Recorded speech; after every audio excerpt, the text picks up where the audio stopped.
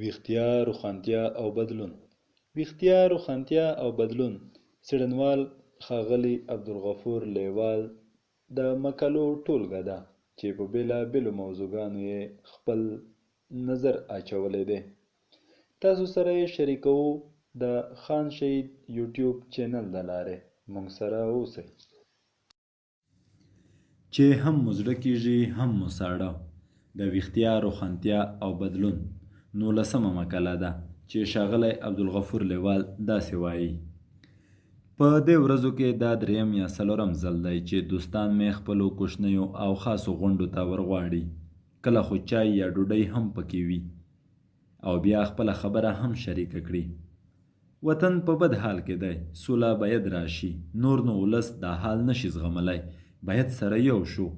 باید یو څه وکړو. باید د ولس استازیتوب په رښتیا وشي. ټولې خبرې د یوه ګوند د جوړېدو وي، خو ډېر ځله دوی نه غواړي چې نوم یې ګوند وي. وایي نه، ورک یې کړه. ګوندونه کار نشي کولی. ګوندونه بدنامه شوي دي. کار یې ډېر اوږدمهالی دی. ډېره حوصله غواړي. خلک نه پرې راغونډېږي. دا بهرنیانو نه خوښېږي. خو باید یو څه وکړو. یو کار په کار دی. یو شی باید جوړ شي. زه هر ځلې په معصومانه انداز کښې ورڅخه وپوښتم: دا شی نو باید څه شی وي؟ څه غواړئ؟ خبرې له یوه ستومانوونکي صفر څخه پیلېږي. افغانان اوږد تاریخ لري. بهرنیان زموږ د خیر لپاره نه دي راغلي. څو تنو تنظیمي ټوپکیانو هیواد یرغمل کړی دی. چوپ اکثریت خپل رښتینی استازی نه لري. افغانستان مافیایي جوړښتونو تباه کړی دی. روشنفکران تیت پرک دي. د نړۍ ټول لوی خوځښتونه اول زموږ په شان څو کسان وو. موږ څوکۍ او مقام نه غواړو. په خلکو مو زړه سوځي. دا جملې لکه د یاده شوي سبق په لږ و ډېر توپیر له هرې ډلې څخه اورېدل کېږي. یو ځل مې یوې ډلې ته یاده کړه چې هغه بلې ډلې هم ورغوښتلی وم. هغوی هم تاسو ته ورته خبرې کولې. نو څنګه ده چې له هغوی سره تفاهم وکړئ. دوی لږ ځان هاخوا دیخوا کړ، خو چې راټینګ مې کړل نو د هغه بلې ډلې پر غیبتونو یې سر راوپړساوه. څه یې له لوېدیځه راستانه شوي بې خبره نازدانګان وبلل، څه یې په یوه استخباراتي لوري پورې وتپل، او څه یې هم فاشیست او کوم پرسته وګڼل.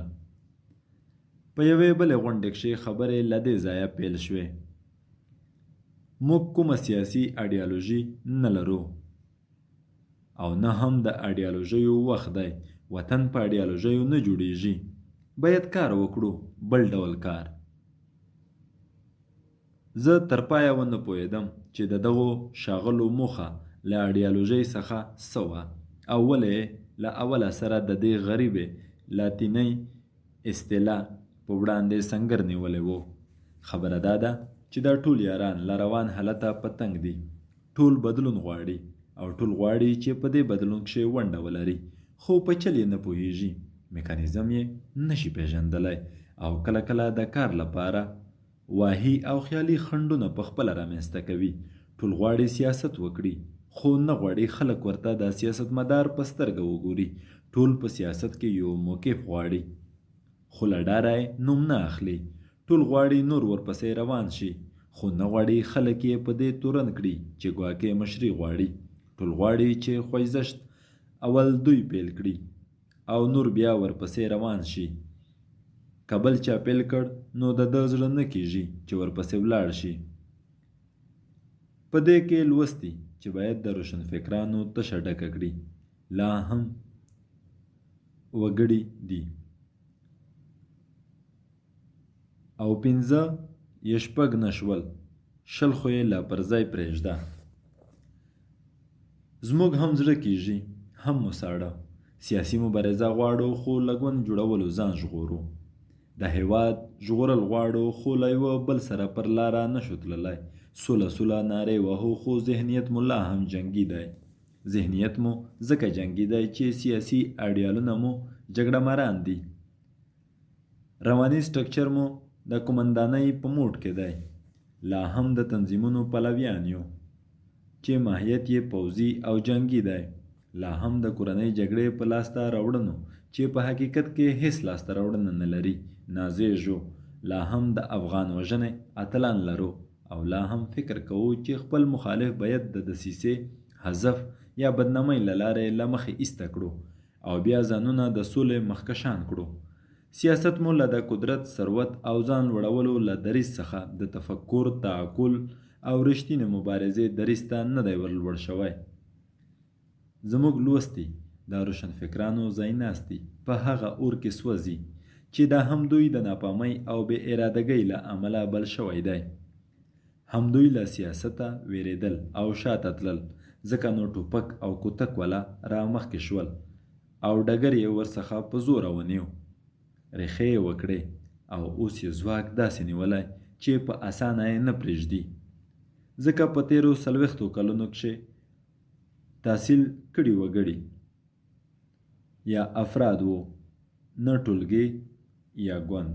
دوی دانه دانه یو یو دلته او هلته خوځېدل او بچو ته یوه مړۍ ډوډۍ موندله. هاخوا ټوپک او کوتک والا سره یو شوي وو. د دوی یووالی شعوري نه و، یوازې ګټې سره شریکې وې. ګډو ګټو سره یو کړي وو، سرکاري څوکیو سره نږدې کړي وو. که نه دوی تر ټولو ډېر سره یو بل ته اوښ ببول. د تحصیل کړیو ترمنځ د نظر او فکر تفاوت بیخي طبیعي بلکې ضرور دی، خو پر سلیقوي اختلاف، دښمني او تربګني د ټولو مرګ دی. دوی یعنی تحصیل کړي ولې نشو سره یو ځای کېدلی؟ یو پر بل باور نشي کولای. انانیت، ځانوالۍ، ځانځانۍ یې نه پرېږدي. ټول من دي، چارک پکې نشته. تحصیل کړي دې باور ته رسېدلی دي چې که شین کوي نو علي دی، که وروي نو علي دی. هر څه چې کیږي نو امریکا یې کوي، لویدیځ یې کوي. د افغانانو پکې دخل و عرض نشته. جګړه امریکایانو چلنه کړې ده او امریکایان به سوله هم راولي. نو ماته مه بویه چې د خپلو ماشومانو د ګېډې مړولو مکلفیت پرې خراب کړم. د ګوندونو بې ځایه تعداد او بې شمېره او بې ارزښته ډېرښت د ګوندونو په وړاندې فوبیا یعنی رواني ویره رامنځته کړې ده. په اوږدې مبارزې باور له منځه تللی دی.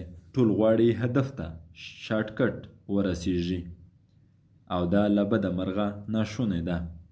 ټول مشري غواړي، خو ټول د دې تمثیل کوي چې ګواکې مشري نه غواړي. د همدې لپاره طبیعي او حقیقي مشري نه رامنځته کیږي. ټوپک او کوتک ولا یې ساري، سره یو ځای کېدو ته یې نه پرېږدي. یو چې پکې د مشرۍ وړتیا ومومي نو یا دانه ورته واچوي، یعنی پیسې او څوکۍ ورته ومني، یا یې وویروي، تکفیر یې کړي، بدنام یې کړي او یا یې داسې یرغمال کړي چې د تل لپاره چوپ شي.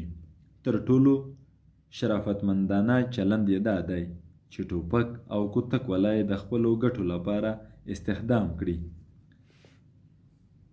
تحصیل کړی غریب چې اوږدو محرومیتونو ځپلی دی ورمنډه کړي او په یوه نس ډوډۍ مقرر شي. تحصیل کړي تر نورو زیات مړه شویو او د تاریخ په ډیران کې ښخ شویو څیرو ته وفاداره دي. لا هم څوک د مایو یعنی یا ماوزه تونګ د چین د کمونیست مشر مرید دی، څوک د سید قطب او بل یې هم د مارکس یا لینن، یا پر افغاني کچ د هغه احمد او محمود چې اوس په حالاتو کښې هیڅ بدلون هم نشي راوستلی. د دې ټولو لاملونو پر بنسټ موږ سره کښېنو، ډوډۍ او چای وخورو او ټول وغږېږو، د وینا فصاحت او بلاغت نمایش وړاندې کړو. او بې پایلې بې ګټې سره خدای پاماني وکړو. د حل لاره څه ده؟ یو ملي تفاهم د ټولو هغو لوستیو افغانانو ترمنځ چې لا تر اوسه بل افغان نه وي وژلی. تفاهم د داسې یوه میکانیزم رامنځته کولو لپاره چې د سیاسي ژغورنې په پار لږ تر لږه یو 15 میلیوني خوځښت پر یوه فکر محور یوې مشرۍ راټول کړي او د یوه هدف لپاره خوځنډ شوي جوړ کړي. تر هر څه مخکې ټوپک او کوتک والا څنډې ته کړي او بیا د ټول ملت په استازولۍ د بهرنیو او کورنیو اغیزمنو لوریو سره د میز تر شا کښېني چې دا یې ستا او دا یې هم د افغانستان او د افغانانو، او که نه هم دا به ناصر خان وي او هم دا به یې سره خان.